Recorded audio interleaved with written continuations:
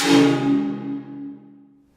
everyone, so tonight I'm doing a review on the Marvel Legends Shocker from the Sandman Build-A-Figure wave. And this is the Thunderbolts version. We'll go and go over the packaging and we'll go ahead and get them out. So on the front here it just says Marvel Legends, Spider-Man, Marvel Shocker.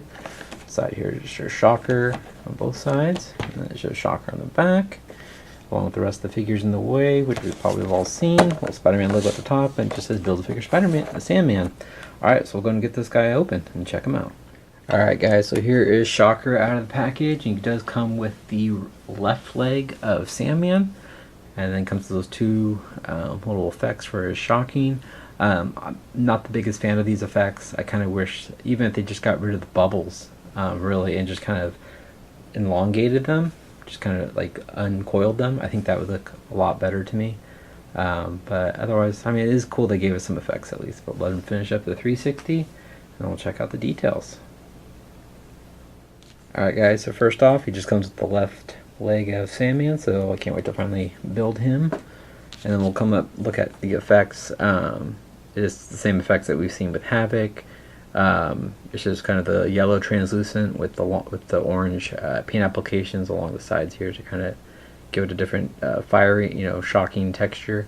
But honestly, I kind of, like what I was saying, I wish the bubbles were gone.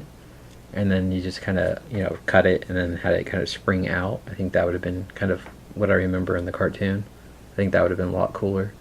But again, I'm glad that we got accessories. I'm just not as impressed with these ones, particularly with Shocker. Alright, so I'll go ahead and get Shocker free from his accessories. I'll go ahead and check out the details. I do have both versions that we've seen of this one, so we'll go ahead and just do a quick little comparison later. But it's a very cool Shocker, look. It's very classic. I like the netting look, and it's got a clean paint job. One thing I noticed, and it's like that on both versions, the right eye is always like bigger, like wider open, almost like he's winking, because the left eye is definitely smaller. But both of them are like that, so I guess that's how they are. So it's kind of interesting. But it's a really cool looking mask. You can see like the bump of his ear, you can see his nose, and kind of where his mouth is. But very cool, and it's nice to finally get a fully articulated Shocker, because the last one we had is Hasbro released a version of the same Toy Biz one, just in a lighter yellow. I don't know if you guys remember that, but there's also the Toy Biz one, but the arms were not articulated. But it's all painted, looks good. It's got the nice little mustard yellow and the dark brown, the netting, and it just kind of continues down. You can see it on his fists here. You can see the little Shocker gauntlets here, which look really cool. I like all the pitting and kind of that gunmetal look. It just looks really good. I really like how these turned out. See on both sides there. Very cool. And that netting just continues, but overall, I mean, the netting looks really good. It's nice and cleanly painted. You can see it's just, I mean, it's done nice. A little sloppy where the plastic meets, but that's kind of typical. It's kind of hard to match them up all the time perfectly. But the paint, I mean, it looks great. The lines, I mean, none of them are bleeding. They look really good. He does have a little Thunderbolts logo right there on the front, and where the belt would be. He's got a little. See, I do wish these knee pads had a little more like scuffs and nicks, kind of like the gauntlets. It's just kind of a flat gray. It's kind of shiny, so it's kind of interesting. But that netting continues. Looks good. She's got the brown feet, but very cool. And then I'll go ahead and bring in the other one.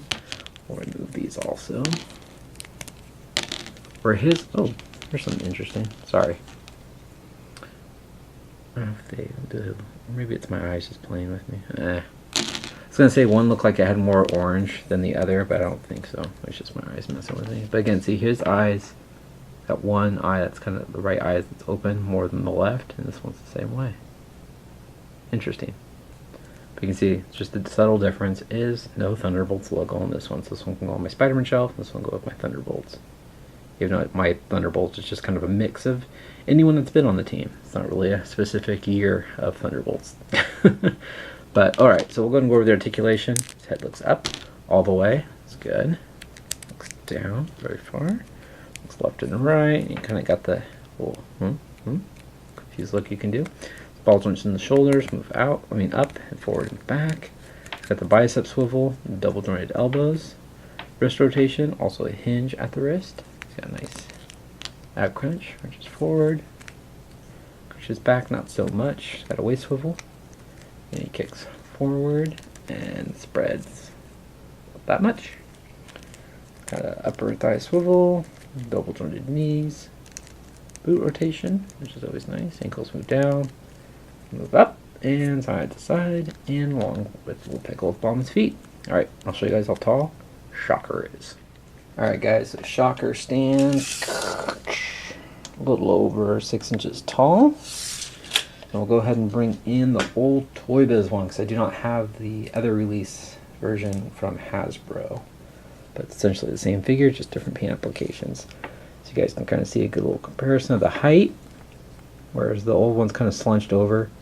I'm so glad to replace this one. This one looks cool, but man, those arms are awful, and I don't like the gimmick and the little missile launchers.